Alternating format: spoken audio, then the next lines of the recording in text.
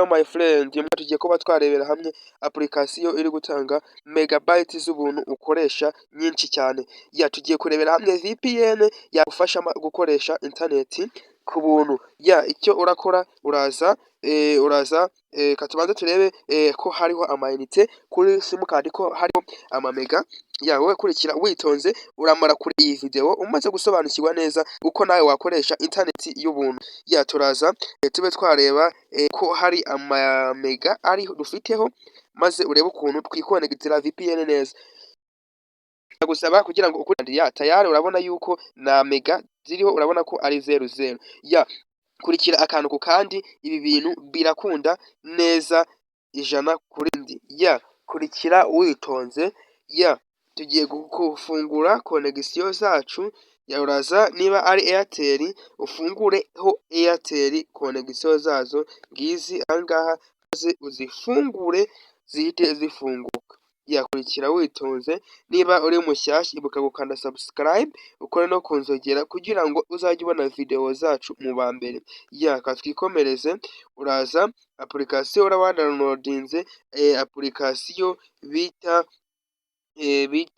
Zamu VPN. Zamu VPN urimo urayibona ahangaha. Numara kuba waradownloadinze uraza ube wayemezaho. Numara kuyemezaho urategereza ibanze ifunguke. Irafunguka imeze gutya. Icyo urakora wowe urahita uza ukanda hano handitse right. Urahita ukanda hano handitse right. Nurangiza uratungukira ahantu hameze gutya. Please aha hantu itonde kugira ngo ubashe gusobanukirwa izi setting zose zirimo ahangaha.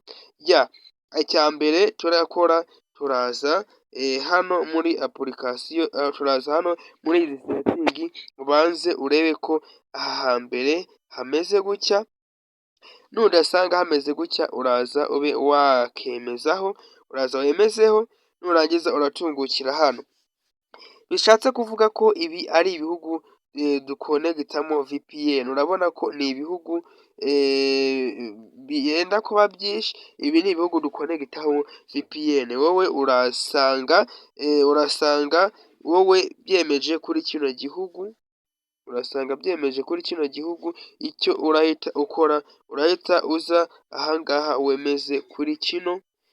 Urabona ahantu handitse Server Special 1 aricyo iki ngiki, maze nawe utangire uhite ucyemezaho.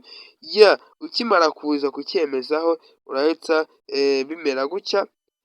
Tugiye kuri step ya kabiri. Uraza umanuke ahangaha handitse ahangaha kwa kano gataburo ka kabiri uhite uza wemezeho. Kurikira witonze maze nawe usezere kugura megabyte za buri munsi. VPN iranyaruka cyane kandi irizewe neza. Urahita utungukira mu bihugu bimeze gutya byinshi. Uraza urebemo igihugu cy'u Rwanda. Iyi Rwanda Mango Unlimited ntago iri gukora. Kaze nyibereke. Iyi niwemezaho ntibirakunda. Iyi ntago iri gukora. Aho ko icyo urakora uraza scrolling urebe niba ari MTN. Uraza wafunguyeho amakonegisi uraza uhite wemeza ahangaha. Turi kujyana. Uraza uhite wemeza ahangaha. Numara kuhemezaho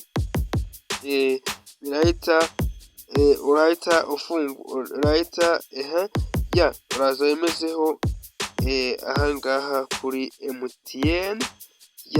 Turebe Airtel. Airtel ahangaha rero naho ntago birimo birakunda. Ntago biri gukunda. Airtel iyo wemeje ahangaha ntago bikunda. Icyo urakora urascrollinga uze urebemo kino gihugu ngiye ahangaha tayari. Uraza ube wakemeza ahangaha. Rimo urahabona ahangaha. Uraza ube wakemezaho. Numara kwemezaho uragaruka inyuma hano gutya.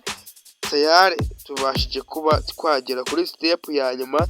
uraza urebe ko aha hantu handitse Tanera A1, urebe ko handitse Tanera A, nurangiza aba ariho wemeza,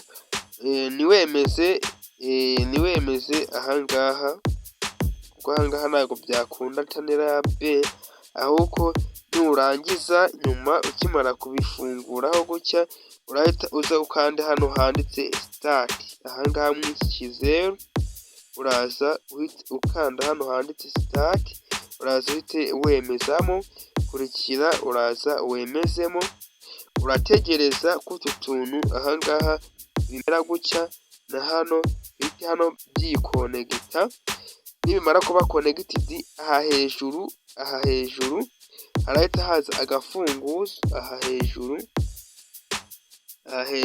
urahita uhabona agafunguzo ngaka, tayari urabona ko birakonegise, ahangaha urabona ko byahise biba gutya, byahise biba gutya, ukanzemo muno mwo hagati wahita uyihagarika, urabona yuko amamenyesha batangiye bayatuzanira, urabona yuko batangiye baduha amamenyesha kubera yuko twatangiye tubona byabaye connected, urabona neza ko ahangaha byabaye connected.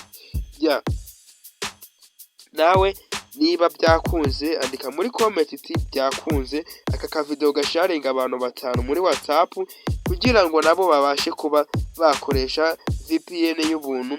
Ibi bintu warakujya ubyihererana, ibi bintu ujye usharinga bagenzi bawe, maze nabo babashe kuba bamenya gukoresha internet y'ubuntu, maze bakasezera kuba bahora bagura amamega ya buri munsi.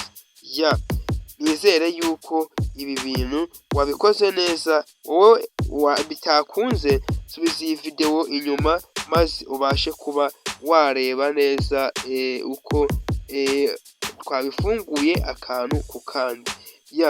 Ndabakunda, mukomeze kugira ibihe byiza, Imana ibarinde, naho ubutaha, ciao ciao.